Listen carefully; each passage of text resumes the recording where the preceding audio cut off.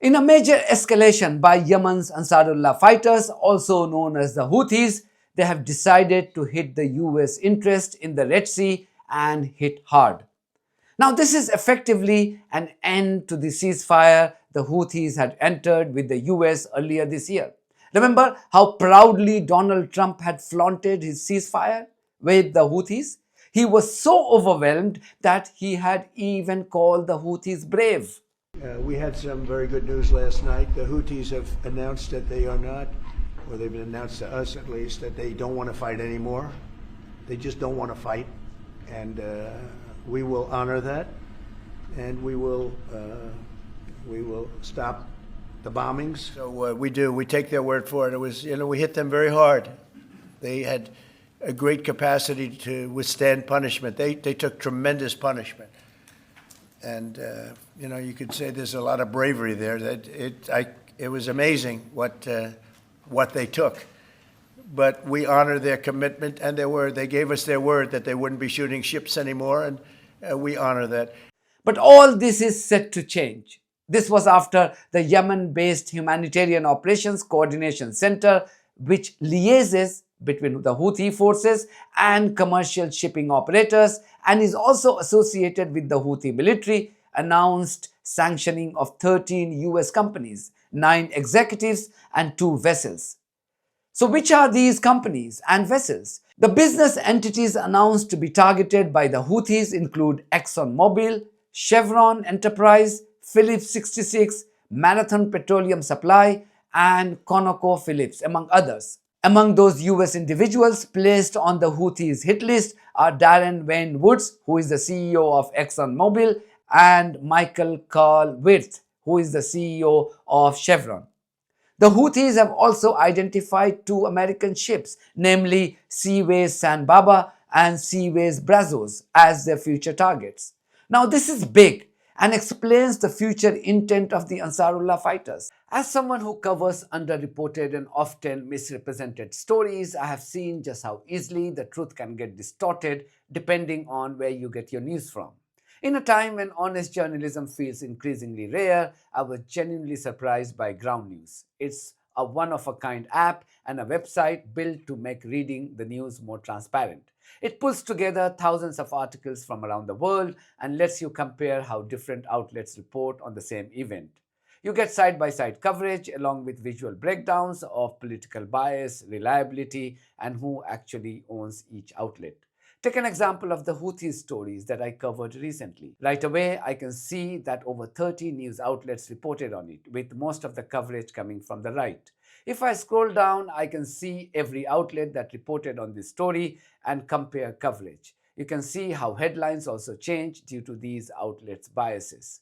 I use Ground News myself. That's because in a sea of noise, it actually helps you cut through it. No spin, no agenda, just the full story so you can decide. Ground News and I partnered to give you 40% off their unlimited access Vantage plan. This is the plan I use to see through media narratives, and you can get it yourself at ground.news/Janta or scan the QR code on screen to support an independent news platform that's working to make the media landscape more transparent.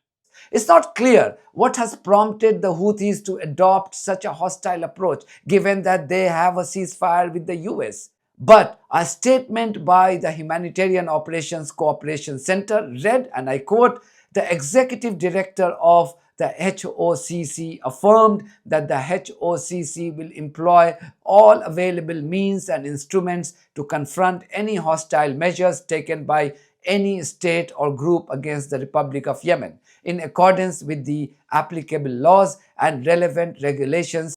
The Republic of Yemen will never tolerate any act that undermines its sovereignty, security, or stability, and will exercise its legitimate right to apply the principle of reciprocity." End quote. This comes just a day after the Houthis fired a series of hypersonic missiles carrying cluster bombs into the settler colony of Israel.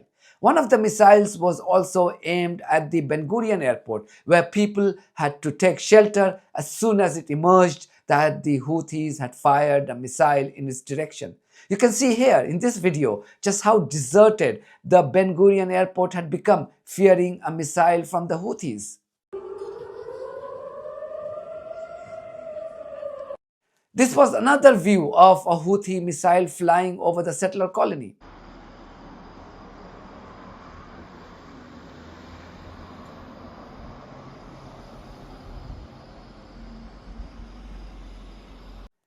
The Houthi military spokesperson Yahya Sari issued a statement yesterday claiming success of his forces' missile attack on Israel.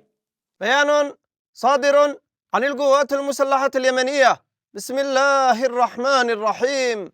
قال تعالى: يا أيها الذين آمنوا إن تنصروا الله ينصركم ويثبت أقدامكم.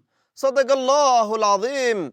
انتصارا لمظلومية الشعب الفلسطيني ومجاهديه الأعزاء، وردا على جرائم الإبادة الجماعية والتصعيد الخطير الذي يقوم به العدو الإسرائيلي بحق إخواننا في قطاع غزة.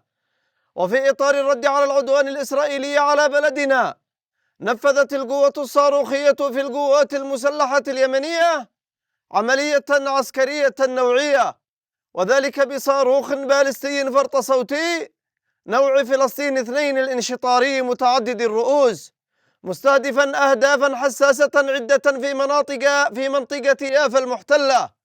وقد حققت العملية أهدافها بنجاح بفضل الله، وتسببت في هروب الملايين من قطعان الصهاينة الغاصبين إلى الملاجئ. ونفذ سلاح الجو المسير في القوات المسلحة اليمنية عملية عسكرية نوعية، وذلك بطائرتين مسيرتين استهدفتا هدفين حيويين للعدو الإسرائيلي في منطقة أم الرشراش جنوبية فلسطين المحتلة. وقد حققت العملية أهدافها بنجاح بفضل الله. يؤكد اليمن الحر المستقل أن الخيار الوحيد لأمتنا العربية والإسلامية وأمام هذا العدو الذي يعتدي على البلدان العربية والإسلامية ويرتكب المجازر والإبادة الجماعية بحق إخواننا في غزة هو المواجهة والصمود وتقديم كل الدعم للشعب الفلسطيني المظلوم ولمقاومته الأبية الشريفة، مستمرون في تأدية واجباتنا الدينية والأخلاقية والإنسانية حتى وقف العدوان على غزة ورفع الحصار عنها. والله حسبنا ونعم الوكيل، نعم المولى ونعم النصير. عاش اليمن حرا عزيزا مستقلا، والنصر لليمن ولكل أحرار الأمة. صنعاء 7 من ربيع الآخر 1447 للهجرة، الموافق 29 من سبتمبر 2025، صادر عن القوات المسلحة اليمنية. Meanwhile, the Houthis today reportedly set a ship on fire in the Gulf of Aden. According to the British and French armed forces, the latest attack hit the Netherlands-flagged cargo ship Minerva Gracht, which had been targeted in a failed assault last week as well by the Houthis. Local Yemeni media reported that a possible ballistic missile launched by the Houthis may have set this ship on fire. The Houthis did not immediately claim responsibility for the presumed strike, but it's not uncommon for them to take hours or even days before claiming responsibility or even releasing video evidence. The Houthis have been carrying out the complete blockade of the Red Sea for the last 2 years and have destroyed a number of ships in solidarity with the people of Gaza. The Yemeni fighters have said that they are avenging Israel's genocidal campaign in Gaza. Israel, the US, and the UK have dropped tons of bombs on Yemen, but this has not deterred the Houthis from hurting the Israeli interests and that of its Western backers in the Red Sea. More recently, the Houthis had also reportedly cut the undersea cables that disrupted the internet services across the Middle East, South Asia, and even Europe.